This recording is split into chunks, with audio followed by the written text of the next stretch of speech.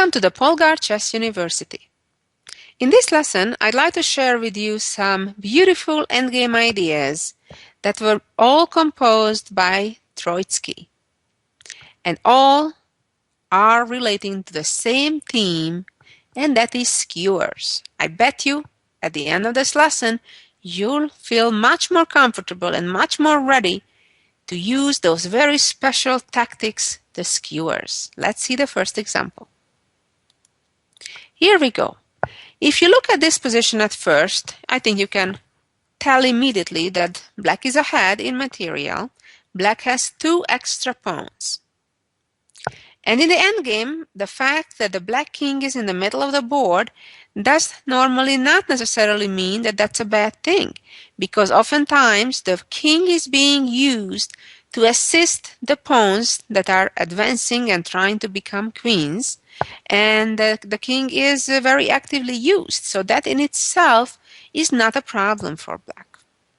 One thing I'd like to draw your attention to in all these positions that we are going to see in this lesson, and namely that is that when the queen is on an unprotected square, that will be the cause for trouble. Now, I bet you know what a skewer is.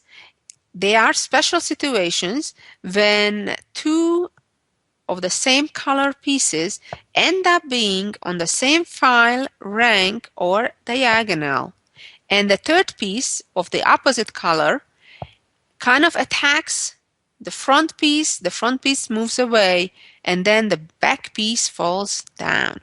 And that is why it's so important that that back piece is unprotected, because if it would be protected, then the whole idea would lose purpose. So let's see this whole situation, and I suggest before you listen to the solution to each of these examples, you try to set up the position on a chessboard at home and try to figure out the solution on your own. It is white to move in this position, and it will be in the following 9 positions as well. So the idea is you set up the position and try to figure out, preferably without moving the pieces, but if you need to play around with it, that's fine, and try to figure out the sequence in which your opponent, imaginary opponent, in this case black, cannot avoid the loss of the queen.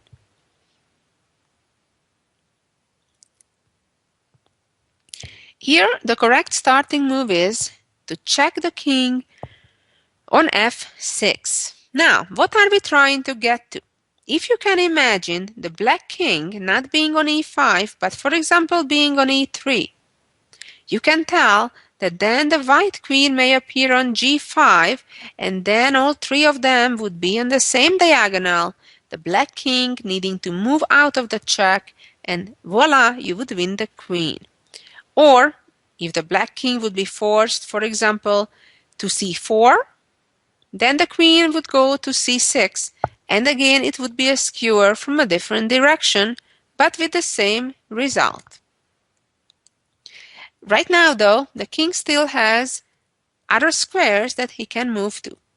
Let's see first what would happen if the king would move to d5. Again, our goal is to either force the king to the c file or to the dark square diagonal c1 through h6. And here white can accomplish the goal already by playing queen to e6.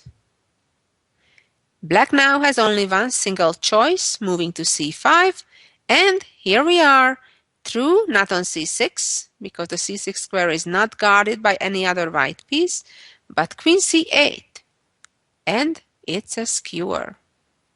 King moves away, and then queen captures queen, and white's material advantage is overwhelming.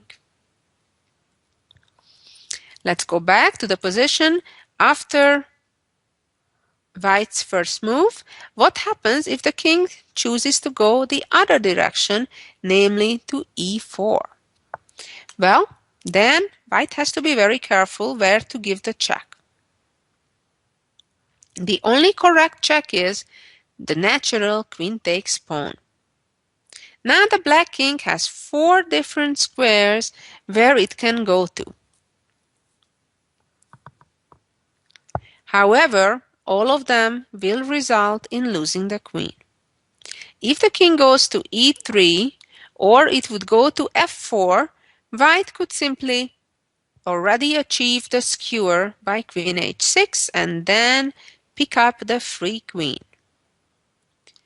So how about the other 2 options? If the king goes to e5, then already the white queen appears on e6, forcing the king to f4, no other choice. And now that the g6 pawn is gone, the queen can move to h6, and again we achieved the same goal.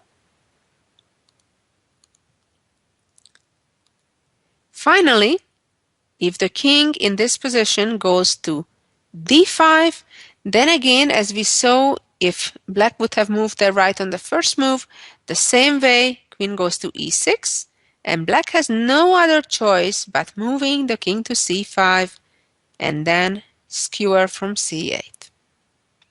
Amazing, right? That white started out with 2 pawns down, and yet, even though black had a whole bunch of options, none of them were good enough to avoid the skewer. Let's go on to our next example on the same theme. In this situation, black has a queen while white doesn't, but they do have a rook, a bishop, and 1 extra pawn. If you add all those numbers up, all those white pieces, you will find that rook, bishop, and pawn equal to 9 points, just as a queen. Now the question is, how can we force black into a skewer? Now the important word here is to force, because it's one thing to invite. It's another thing not leaving your opponent an option. And a good example for that would be if white would move the rook to f6. That would invite the queen to capture the rook, when indeed there would be a skewer after the bishop check with b2. The problem is that black will have an option, and you shouldn't ever make a move that you see that it's not good, but you're hoping that your opponent would fall into a trap.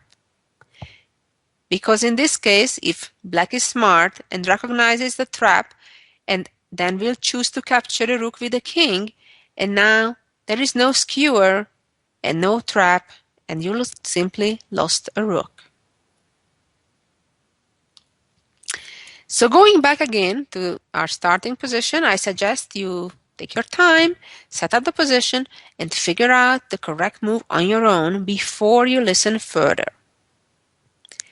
And here, the move that does not give black a chance forces black into the skewer is bishop b2 check. Now, black has to choose between 2 unpleasant choices.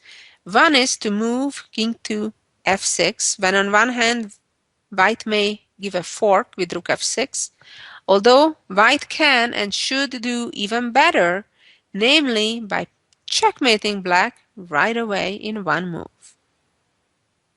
A beautiful checkmate. The question is, though, what happens if king captures rook? Well, then white achieved the goal, namely to push the black king and queen onto the very same diagonal, and white is ready with the skewer with bishop a3. Let's move on, see the next example.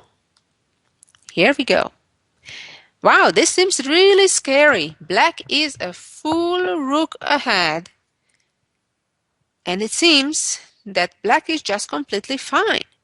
How may white win this game at all? And yet, if white gives the correct sequence of checks, white can force black to give up on his queen. Again, it's really important that you always look out for the best moves for both sides. For example, a perfect example for that would be if you think that you can win the black queen with queen c4, assuming that the black king will move to d6, protecting the pawn on c6, and then you would be ready with a skewer with queen f4. However, after the queen c4 check, black will have options, and the options include moving the king to e7, and then there is no way to force the black king into a skewer. And the end of the story is that black will be ahead a rook and likely will win the game. Again, take your time, and when you're ready to listen to the correct solution after you're trying to figure it out, come back and listen to the solution. The correct move is, the only correct move is, in fact, to capture with queen f5. We already know the answer, what would be if the black king right now moves to d6. Then queen f4 achieves the skewer. But how about if the king moves instead to e7, doesn't volunteer to move onto the same diagonal with the queen? Well, that's the beauty of it, that we don't need to ask our opponent to volunteer to lose their queen, but after queen f6 check, not giving black a choice, but to move to e8, which again results in the black king and queen being on the same rank and therefore allowing the skewer with queen h8. Again, it's terribly important that the queen on b8 is on an unprotected square. If it were protected by a bishop or a knight, for example, it wouldn't matter that white gave a skewer, as after king moves and queen takes queen, let's say a knight from a6 would capture back.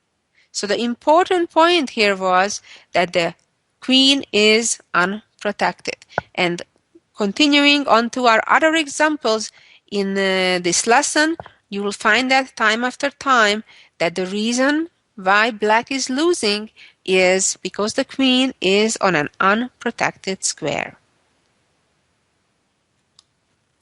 Let's move on to our next example, which is very similar to the previous one. And in this position, it is white's turn again, and black is a rook up again. Again, it's extremely important to look out for the best responses for our opponents and not only our own moves. Again, as usual, make sure you take your time, try to figure out what you think is the best move right now and how will you win the enemy queen.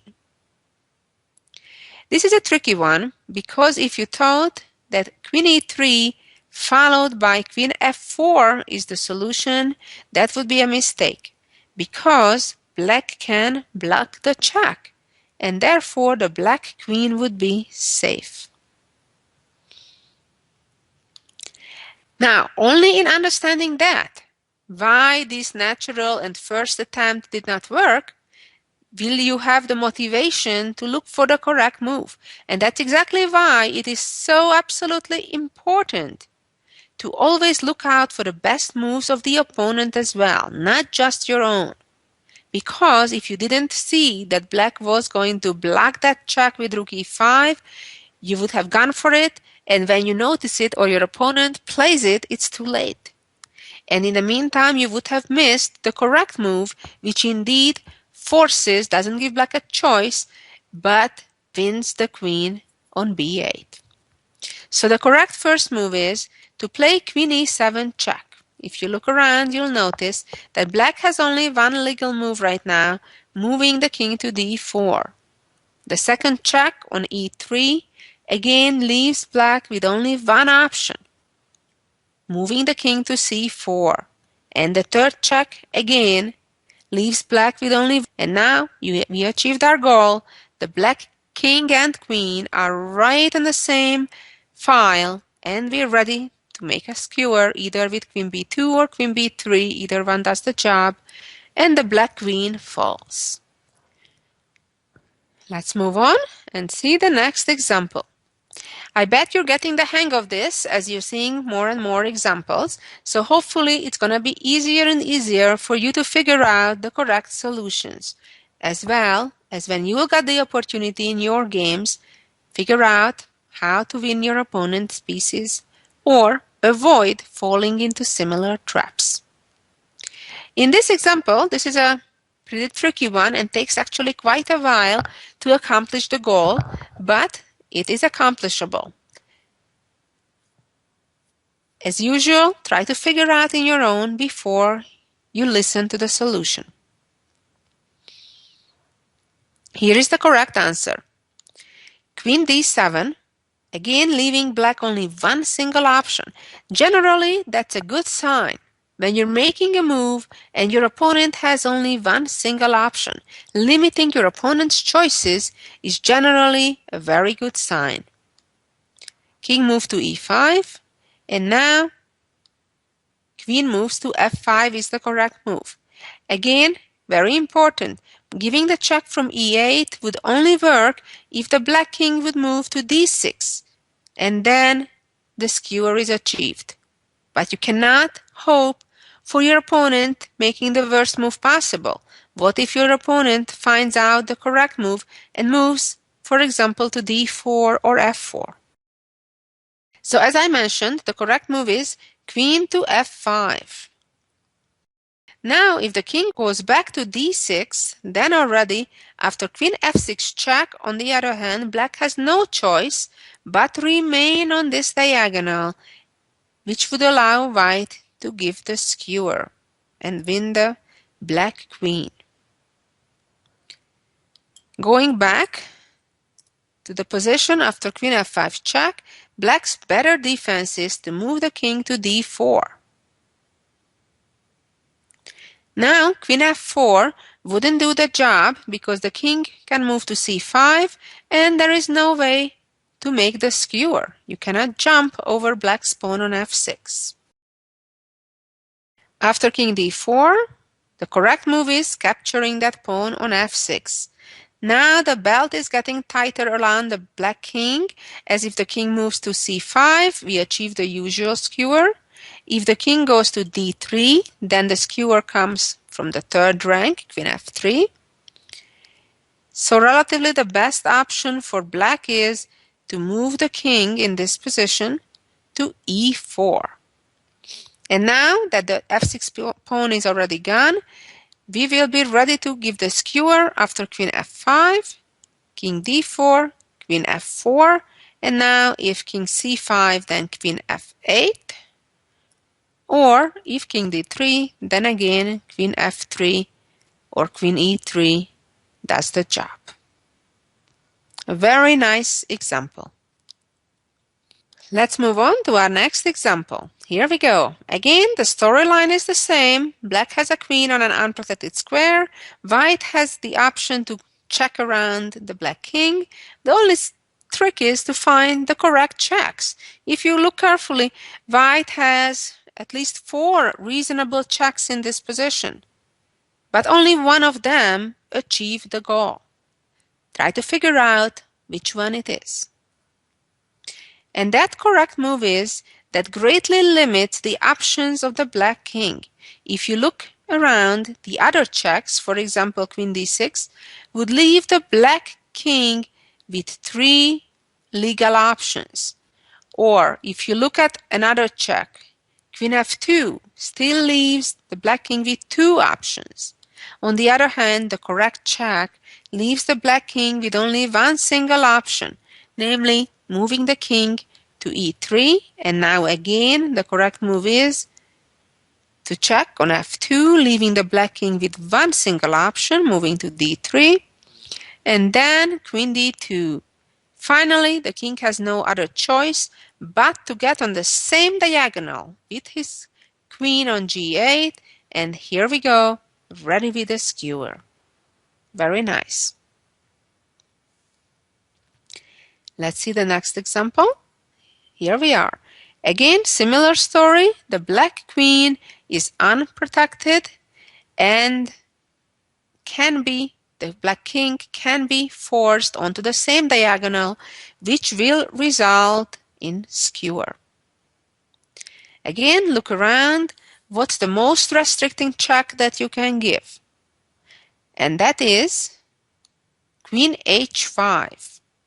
Even though the king has 2 options now, it's better than if the king would have 3 or 4 or 5 options. If the king would move to f6, the goal would have been achieved immediately after queen h8. And then king moves and the queen falls on d4. So therefore, black is trying to avoid that diagonal as long as he can. Follows queen f7, check. Now it's a bit tricky because if the king moves to e5, even though the king protects the queen at the moment, after queen g7 check, the king will need to leave because the d5 or e4 squares are taken. The black king cannot go to them, and therefore the black queen will be lost again. But how about if the black king now goes to d6? Well, then queen d7. And amazingly, whether the king now goes to e5, allowing queen g7, or if the king goes to c5, going to the other diagonal, after queen a7, the black queen is lost. A very nice example. Let's move on. Here we are. Wow, that's all that's left on the board. White has a queen only and the king, while black has a queen and a rook. So typically in such a situation, it's not a question who is winning. It's only a question when. Of course, the side with the material advantage. However, thankfully for white in this case, because it is white's turn, white is able to force the black king and queen onto the same rank or diagonal and win the queen. Try to figure out, this is a good one. Moving the queen to b5 would be a mistake, because even though the black king would end up on the same rank as the black queen is on, there is no way to give a skewer, and black will win the game. The correct sequence is to check from a6. If now the black king moves down to the 7th rank to c7 or d7, it's easy, queen a7. But what if the black king instead moves to d5? Well, it cannot still avoid its destiny for too long. After queen c4, if now king e5, then same diagonal is the problem. Or after king d6 and queen c5 check, again the black king has no choice but to move down to d7, and here we go. Very nice. In this position, black has humongous material advantage, an extra bishop, knight, and pawn. Yet, if they lose their queen, they are likely to lose the game as well. And white, with 2 well-placed check, can force the black king onto the same diagonal with the black queen. Hopefully, you'll find this real quick.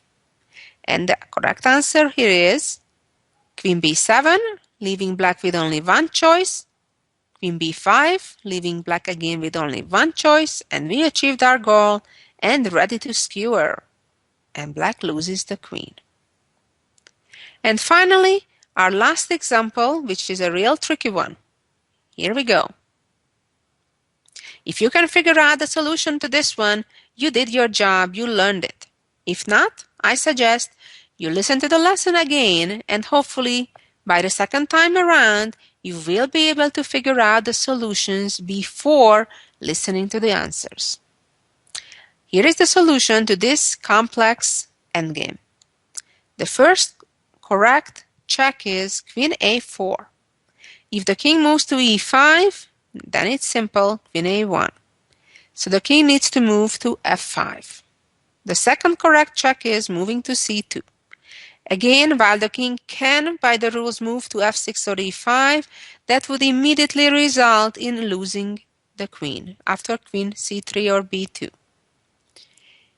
If the king moves to g4, then after queen e4, immediately the king is forced to the h file, and then queen h1 wins the queen. The relatively best option for black is to move the king to f4, as now there is no immediate skewer yet.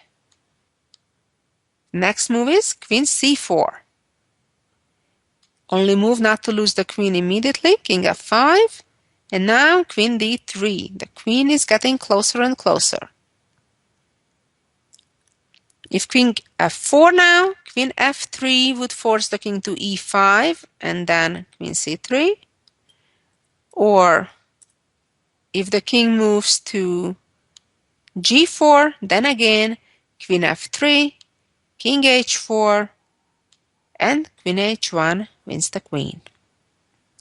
Well, I hope you enjoyed this lesson, learned a lot about skewers, and I wish you a lot of skewers to do to your opponents and avoid getting into them. Have fun, take care, bye-bye until next week.